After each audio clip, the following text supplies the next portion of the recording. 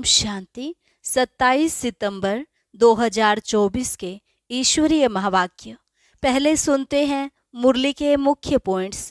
बाबा ने कहा, यहाँ तुम जब भी योग में बैठते हो तो एक दूसरे से दूरी बनाकर बैठना चाहिए। अंग से अंग भी टच ना हो, क्योंकि हर एक की अवस्था में रात दिन का फर्क है। जो याद नहीं करते वह ठहरे तमो प्रधान पाप आत्मा, जो याद करेंगे वह हुए सतो प्रधान पुण्य आत्मा। बाबा ने कहा, मैं प्रतिज्ञा करता हूँ, अगर तुम याद में रहेंगे तो मैं तुम्हें पापों से मुक्त कर दूंगा। बाप और सुख धाम को याद करते रहो। याद में रहने वाले ही स्वर्ग के मालिक बनेंगे। तुम सिर्फ शांति धाम को भी याद करो तो पूरा चक्र बुद्धि में आ जाएगा। चलते चलते कई बच्चों को माया के ऐसे तूफान आते हैं जो हैरान हो जाते हैं। माया बिल्कुल बेसमझ बना देती है। इसलिए बाप कहते हैं, बच्चे खबरदार रहना, बड़ी मंजिल है ना। अब तुम्हें 5 विकारों को जीतने के लिए खूब पुरुषार्थ करना है। लास्ट में बाबा ने कहा, युद्ध के मैदान में जो महारथी व पहलवान होते हैं, माया उनकी ही परीक्षा लेती है। जितना जास्ती पहलवान उतना जास्ती माया के तूफान आते हैं। परंतु कोई कोई ऐसे देह अभिमानी होते हैं जो बाबा को सच नहीं बतलाते। रूहानी सर्जन को तो सब सच बताना चाहिए। और अब सुनते हैं महावाक्यों को विस्तार से। मुरली का सार। मीठे बच्चे, याद की मेहनत तुम सबको करनी है। तुम अपने को आत्मा समझ मुझ बाप को याद करो तो मैं तुम्हें सब पापों से मुक्त कर दूंगा। प्रश्न, सर्व की सद्गति का स्थान कौन सा है जिसके महत्व का सारी दुनिया को पता चलेगा? उत्तर, आबू भूमि है सबकी सद्गति का स्थान। तुम ब्रह्मा कुमारीज के सामने ब्रैकेट में लिख सकते हो, यह सर्वोत्तम तीर्थ स्थान है। सारी दुनिया की सद्गति यहाँ से होनी है। सर्व का सद्गति दाता बाप और आदम ब्रह्मा यहाँ पर बैठकर सबकी सद्गति करते हैं। आदम अर्थात आदमी, वह देवता नहीं है, उसे भगवान भी नहीं कह सकते। ओम शांति। डबल ओम शांति, क्योंकि एक है बाप की, दूसरी है दादा की, दोनों की आत्मा है ना। वह है परम आत्मा, यह है आत्मा। वह भी लक्ष्य बतलाते हैं कि हम परम धाम के रहवासी हैं। दोनों ऐसे कहते हैं। बाप भी कहते हैं ओम शांति, यह भी कहते हैं ओम शांति, बच्चे भी कहते हैं ओम शांति। अर्थात हम आत्मा शांति धाम के निवासी हैं। यहाँ अलग अलग होकर बैठना है। अंग से अंग नहीं मिलना चाहिए, क्योंकि हर एक की अवस्था में योग में रात दिन का फर्क है। कोई बहुत अच्छा याद करते हैं, कोई बिल्कुल याद नहीं करते। तो जो बिल्कुल याद नहीं करते वह है पाप आत्मा, तमो प्रधान। और जो याद करते हैं वह हो गए पुण्य आत्मा, सतो प्रधान। बहुत फर्क हो गया ना। घर में भले इकट्ठे रहते हैं परंतु फर्क तो पड़ता है ना। इसलिए ही तो भागवत में आसुरी नाम गाए हुए हैं। इस समय की ही बात है। बाप बैठ बच्चों को समझाते हैं। यह है ईश्वरीय चरित्र जो भक्ति मार्ग में गाते हैं। सतयुग में तो कुछ भी याद नहीं रहेगा, सब भूल जाएंगे। बाप अभी ही शिक्षा देते हैं। सतयुग में तो यह बिल्कुल भूल जाते हैं। फिर द्वापर में शास्त्र आदि बनाते हैं और कोशिश करते हैं राजयोग सिखलाने की, परंतु राजयोग तो सिखा न सके। वह तो बाप जब सम्मुख आते हैं तभी आकर सिखलाते हैं। तुम जानते हो कैसे बाप राजयोग सिखलाते हैं। फिर 5000 वर्ष बाद आकर ऐसे ही कहेंगे, मीठे मीठे रूहानी बच्चों। ऐसे कभी भी कोई मनुष्य को कह ना सके, न देवताएं देवताओं को कह सकते हैं। एक रूहानी बाप ही रूहानी बच्चों को कहते हैं। एक बार पार्ट बजाया, फिर 5000 वर्ष के बाद पार्ट बजाएंगे, क्योंकि तुम फिर सीढ़ी उतरते हो ना। तुम्हारी बुद्धि में अब आदि मध्य अंत का राज है। जानते हो वह है शांति धाम अथवा परम धाम। हम आत्माएं भिन्न भिन्न धर्म की सब नंबरवार वहां रहती हैं निराकारी दुनिया में। जैसे स्टार्स देखते हो ना कैसे खड़े हैं, कुछ देखने में नहीं आता, ऊपर में कोई चीज नहीं है, ब्रह्म तत्व है। यहाँ तुम धरती पर खड़े हो, ये है कर्म क्षेत्र। यहाँ आकर शरीर लेकर कर्म करते हो। बाप ने समझाया है, तुम जब मेरे से वर्षा पाते हो तो 21 जन्म तुम्हारे कर्म अकर्म हो जाते हैं, क्योंकि वहां रावण राज्य ही नहीं होता है। यह है ईश्वरीय राज्य जो अब ईश्वर स्थापन कर रहे हैं। बच्चों को समझाते रहते हैं, शिव बाबा को याद करो तो स्वर्ग के मालिक बनो। स्वर्ग शिव बाबा ने स्थापन किया ना, तो शिव बाबा को और सुखधाम को याद करो। पहले पहले शांति धाम को याद करो तो चक्र भी याद आएगा। बच्चे भूल जाते हैं, इसलिए घड़ी घड़ी याद कराना पड़ता है। हे मीठे मीठे बच्चों, अपने को आत्मा समझो और बाप को याद करो तो तुम्हारे पाप भस्म हो। प्रतिज्ञा करते हैं, तुम याद करेंगे तो पापों से मुक्त करूंगा। बाप ही पतित पावन सर्वशक्तिमान अथॉरिटी है। उनको वर्ल्ड ऑलमाइटी अथॉरिटी कहा जाता है। वे सारे सृष्टि के आदि मध्य अंत को जानते हैं, वेदों शास्त्रों आदि सबको जानते हैं। तब तो कहते हैं इनमें कोई सार नहीं है। गीता में भी कोई सार नहीं है। भल वह सर्वशास्त्रमयी शिरोमणि है माई बाप, बाकी सब हैं बच्चे। जैसे पहले पहले प्रजापिता ब्रह्मा है, बाकी सब बच्चे हैं। प्रजापिता ब्रह्मा को आदम कहते हैं। आदम माना आदमी, मनुष्य है ना, तो इनको देवता नहीं कहेंगे। एडम को आदम कहते हैं। भक्त लोग ब्रह्मा एडम को देवता कह देते। बाप बैठ समझाते हैं, एडम अर्थात आदमी न देवता है न भगवान है। लक्ष्मी नारायण है देवता। डेटिज्म है पैराडाइज में, नई दुनिया है ना, वह है वंडर ऑफ द वर्ल्ड। बाकी तो वह सब है माया के वंडर। द्वापर के बाद माया के वंडर्स होते हैं। ईश्वरीय वंडर है हेवन, स्वर्ग, जो बाप ही स्थापन करते हैं। अभी स्थापन हो रहा है। यह जो देलवाड़ा मंदिर है, इसकी वैल्यूज का किसको भी पता नहीं है। मनुष्य यात्रा करने जाते हैं तो सबसे अच्छा तीर्थ स्थान यह है।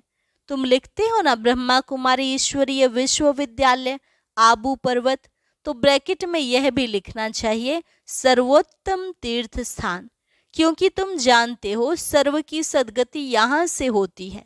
यह कोई जानते नहीं।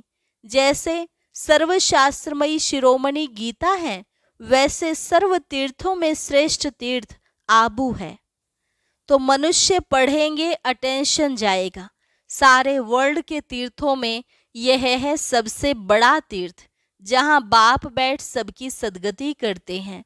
तीर्थ तो बहुत हो गए हैं। गांधी की समाधि को भी तीर्थ समझते हैं। सब जाकर वहां फूल आदि चढ़ाते हैं। उनको कुछ पता नहीं है। तुम बच्चे जानते हो ना, तो तुमको यहाँ बैठे दिल अंदर बड़ी खुशी होनी चाहिए। हम हेवन की स्थापना कर रहे हैं। अब बाप कहते हैं अपने को आत्मा समझ, मुझे याद करो। पढ़ाई भी बहुत सहज है, कुछ भी खर्चा नहीं लगता है। तुम्हारी मम्मा को 1 पाई खर्चा लगा, बिगर कौड़ी खर्चा पढ़कर कितनी होशियार नंबर 1 बन गई, राजयोगिन बन गई ना। मम्मा जैसी कोई भी नहीं निकली है। देखो, आत्माओं को ही बाप बैठ पढ़ाते हैं। आत्माओं को ही राज्य मिलता है। आत्मा ने ही राज्य गंवाया है। इतनी छोटी सी आत्मा कितना काम करती है। बुरे ते बुरा काम है विकार में जाना। आत्मा 84 जन्मों का पार्ट बजाती है। छोटी सी आत्मा में कितनी ताकत है, सारे विश्व पर राज्य करती है। इन देवताओं की आत्मा में कितनी ताकत है। हर एक धर्म में अपनी अपनी ताकत होती है ना। क्रिश्चियन धर्म में कितनी ताकत है। आत्मा में ताकत है जो शरीर द्वारा कर्म करती है। आत्मा ही यहाँ आकर इस कर्म क्षेत्र पर कर्म करती है। वहाँ बुरा कर्तव्य होता नहीं। आत्मा विकारी मार्ग में जाती ही तब है जब रावण राज्य होता है। मनुष्य तो कह देते विकार सदैव है ही, तुम समझा सकते हो। वहां रावण राज्य ही नहीं तो विकार हो कैसे सकते। वहां है ही योग बल। भारत का राजयोग मशहूर है, बहुत सीखना चाहते हैं, परंतु जब तुम सिखलाओ और तो कोई सिखला न सके। जैसे महर्षि था, कितनी मेहनत करता था योग सिखलाने के लिए, परंतु दुनिया थोड़ी ही जानती है कि यह हठयोगी राजयोग कैसे सिखलाएंगे। चिन्मयानंद के पास कितने जाते हैं, एक बार वह कह दें कि सचमुच भारत का प्राचीन राजयोग सिवाय बीके के कोई समझा नहीं सकते हैं तो बस। परंतु ऐसा कायदा नहीं है जो अभी यह आवाज हो, सब थोड़े ही समझेंगे। बड़ी मेहनत है, महिमा भी होगी पिछाड़ी में। कहते हैं ना, अहो प्रभु, अहो शिव बाबा आपकी लीला। अहो तुम समझ से हो, तुम्हारे सिवाय बाप को सुप्रीम बाप, सुप्रीम टीचर, सुप्रीम सतगुरु और कोई समझ से नहीं। यहाँ भी बहुत हैं जिनको चलते चलते माया हैरान कर देती है तो बिल्कुल बेसमझ बन पड़ते हैं। बड़ी मंजिल है, युद्ध का मैदान है, इसमें माया बहुत विघ्न डालती है। वो लोग विनाश के लिए तैयारी कर रहे हैं, तुम यहाँ 5 विकारों को जीतने के लिए पुरुषार्थ कर रहे हो। तुम विजय के लिए, वह विनाश के लिए पुरुषार्थ कर रहे हैं। दोनों काम इकट्ठा होगा ना। अभी टाइम पड़ा है, हमारा राज्य थोड़े ही स्थापन हुआ है। राजाएं प्रजा अभी सब बनने हैं। तुम आधा कल्प के लिए बाप से वर्षा लेते हो, बाकी मोक्ष तो कोई को मिलता नहीं। वह लोग भल कहते हैं फलाने ने मोक्ष को पाया, मरने के बाद उनको थोड़े ही मालूम है कि कहाँ गया। ऐसे ही गपोड़े मारते रहते हैं। तुम जानते हो जो शरीर छोड़ते हैं वे फिर दूसरा शरीर जरूर लेंगे, मोक्ष पा नहीं सकते। ऐसे नहीं कि बुदबुदा पानी में लीन हो जाता है। बाप कहते हैं ये शास्त्र आदि सब भक्ति मार्ग की सामग्री है। तुम बच्चे सम्मुख सुनते हो, गर्म गर्म हलवा खाते हो। सबसे जास्ती गर्म हलवा कौन खाते हैं? ब्रह्मा। यह तो बिल्कुल उनके बाजू में बैठे हैं, झट सुनते हैं और धारण करते हैं, फिर यही ऊंच पद पाते हैं। सूक्ष्म वतन में, बैकुंठ में इनका ही साक्षात्कार करते हैं। यहाँ भी उनको ही देखते हैं इन आँखों से। बाप पढ़ाते तो सबको हैं, बाकी है याद की मेहनत। याद में रहना जैसे तुमको डिफिकल्ट लगता है वैसे इनको भी। इसमें कोई कृपा की बात नहीं। बाप कहते हमने लोन लिया है, उनका हिसाब किताब दे देंगे, बाकी याद का पुरुषार्थ तो इनको भी करना है। समझता भी हूँ बाजू में बैठा है। बाप को हम याद करते फिर भी भूल जाता हूँ। सबसे जास्ती मेहनत इनको करनी पड़ती है। युद्ध के मैदान में जो महारथी पहलवान होते हैं, जैसे हनुमान का मिसाल है, तो उनकी ही माया ने परीक्षा ली, क्योंकि वह महावीर था। जितना जास्ती पहलवान उतना जास्ती माया परीक्षा लेती है। तूफान जास्ती आते हैं। बच्चे लिखते हैं बाबा हमको यह होता है। बाबा कहते हैं यह तो सब कुछ होगा। बाबा रोज समझाते हैं खबरदार रहना। लिखते हैं बाबा माया बहुत तूफान लाती है। कोई कोई देह अभिमानी होते हैं तो बाबा को बतलाते नहीं हैं। तुम अभी बहुत अक्लमंद बनते हो। आत्मा पवित्र होने से फिर शरीर भी पवित्र मिलता है। आत्मा कितना चमत्कारी हो जाती है। पहले तो गरीब ही उठाते हैं। बाप भी गरीब निवाज गाया हुआ है, बाकी तो वो लोग देरी से आएंगे। तुम समझते हो जब तक भाई बहन नहीं बने हैं तो भाई भाई कैसे बनेंगे। प्रजापिता ब्रह्मा की संतान तो भाई बहन ठहरे ना। फिर बाप समझाते हैं भाई भाई समझो, ये है पिछाड़ी का संबंध। फिर ऊपर भी भाइयों से जाकर मिलेंगे। फिर सतयुग में नया संबंध शुरू होगा। वहां पर साला चाचा मामा आदि बहुत संबंध नहीं होते। संबंध बहुत हल्का होता है, फिर बढ़ता जाता है। अब तो बाप कहते हैं भाई बहन भी नहीं, भाई भाई समझना है। नाम रूप से भी निकल जाना है। बाप भाइयों आत्माओं को ही पढ़ाते हैं। प्रजापिता ब्रह्मा है, तब भाई बहन है ना। श्री कृष्ण तो खुद ही बच्चा है, वह कैसे भाई भाई बनाएंगे। गीता में भी यह बातें नहीं है। यह है बिल्कुल नया ज्ञान। ड्रामा में सब नोंद है, एक सेकंड का पार्ट न मिले दूसरे सेकंड से। कितने मास, कितने घंटे, कितने दिन पास होने हैं, फिर 5000 वर्ष के बाद ऐसे ही पास होंगे। कम बुद्धि वाले तो इतनी धारणा कर ना सके। इसलिए बाप कहते हैं यह तो बहुत सहज है कि अपने को आत्मा समझो, बेहद के बाप को याद करो। पुरानी दुनिया का विनाश भी होना है। बाप कहते हैं मैं आता ही तब हूँ जबकि संगम है। तुम ही देवी देवता थे, ये जानते हो। जब इनका राज्य था तब और कोई धर्म नहीं था। अभी तो इन्हों का राज्य है नहीं। अच्छा, मीठे मीठे सिकिल थे बच्चों प्रति मात पिता बाप दादा का याद प्यार और गुड मॉर्निंग। रूहानी बाप की रूहानी बच्चों को नमस्ते। रूहानी बच्चों की रूहानी बाप दादा को नमस्ते नमस्ते, गुड मॉर्निंग। धारणा के लिए मुख्य सार। पहली पॉइंट, अब पिछाड़ी का समय है, वापस घर चलना है। इसलिए अपनी बुद्धि नाम रूप से निकाल देनी है। हम आत्मा भाई भाई हैं, यह अभ्यास करना है। देह अभिमान में नहीं आना है। हर एक की अवस्था और योग में रात दिन का फर्क है, इसलिए अलग अलग होकर बैठना है, अंग अंग से ना लगे। पुण्य आत्मा बनने के लिए याद की मेहनत करनी है।